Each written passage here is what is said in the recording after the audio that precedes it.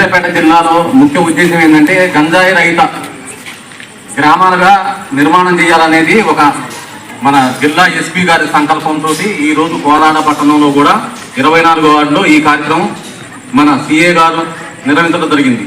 దీని ప్రోత్సాహం మొత్తం మన మేడం ఎమ్మెల్యే గారు మిమ్మల్ని ఇల్లు తిరిగి మీతో ఓట్లు వేపిస్తే 60,000 మేయర్తో మనకి గెలిచిరు.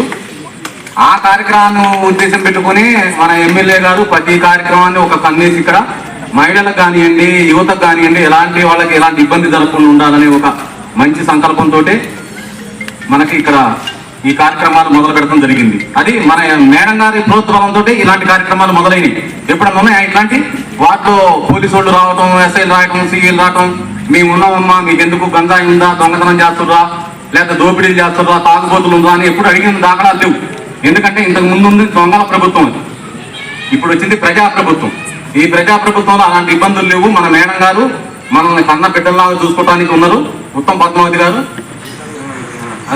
అయితే అదేవిధంగా ఈరోజు కోదాడ పట్టణంలో గంజాయి రహిత కోదాడ పట్టణంగా తీర్చిదిద్దాలనే ఒక సంకల్పంతో మన డిఎస్పీ గారు, శంకర్ నాయక్ గారు, సుధీర్ గారు, కోదాడలో ఉన్న పోలీసు స్టాఫ్ మొత్తం ఈ కార్యక్రమాన్ని ఒక ఉద్యమంగా తీసుకొని అందులో భాగంగా ఈ బజార్లో మనకి ఈరోజు ఈ కార్యక్రమం పెట్టడం జరిగింది.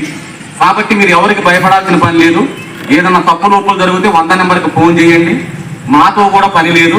100 నెంబర్కి ఫోన్ చేస్తే మీకు 5 నిమిషాల్లో మీ ముందు ఉంటారు వాళ్ళు. ఒక గంజాయి కాదు, తాగుడు కాదండి, దొంగతనం కాదు, ట్రిపుల్ రైటింగ్ కాదు, పిల్లగాళ్ళని అరెస్ట్ చేయడం కాదు, ఏ కార్యక్రమం అయినా మీరు పోలీసులను ఉపయోగించుకోండి. రేపు ఇక్కడ మేము శ్రీనివాస్ గారు ఉన్నాడు, శ్రీనివాస్ గారి నెంబర్లు కనుక ఇక్కడ మేము రాస్తాం. కొన్ని నెంబర్లు మా కాడ ఉంటాయి. అసలు ఎవరి నెంబర్ అవసరంలా 100 కొట్టండి. మీరు 100 కొడితే మనకి ఆటోమేటిక్గా పోలీసు 100కి 100 పవర్ అనమాట. అది 100కి ఇంకొకళ్ళు మనకి చెప్పే పని లేదు. మళ్ళీ వస్తాం, తర్వాత వస్తాం, లేండి 2 నిమిషాలు వస్తాం అని చెప్పి కార్యక్రమం ఇంకా రాదు. 100 నెంబర్ చెప్పగానే మీ ఇంటి ముందు అట్లా చెప్పి మీరు కూర్చోండి అంతే. అలానే సాయికృష్ణ థియేటర్ పక్కన ఇట్లా జరుగుతుంది అంతే. 1 నిమిషంలో మనం ఆ బజారు సందు గొంది చెప్పి రాజేష్ లాడ్జి వెనక, లేకపోతే వినాయకుడి గుడి పక్కన, లేకపోతే వర్తక సంఘం పక్కన, వాసవ భవన్ పక్కన, ఇట్లా చెరువు బజారు, లేకపోతే ఆదర్శ స్కూల్ పక్కన, ఇట్లా మనం కొద్దిగా ఒక అంకె చెప్తే చాలు పోలీసు వారు వాళ్ళ పని చూసుకుంటారు. ఈ రోజు ఈ కార్యక్రమానికి మీరందరూ టైం ఇచ్చి మా అక్కలకి, చెల్లెళ్ళకి, తమ్ముళ్ళకి అందరికీ ధన్యవాదాలు తెలుపుతూ ఈ కార్యక్రమం ఇంతటితో ముగిసింది.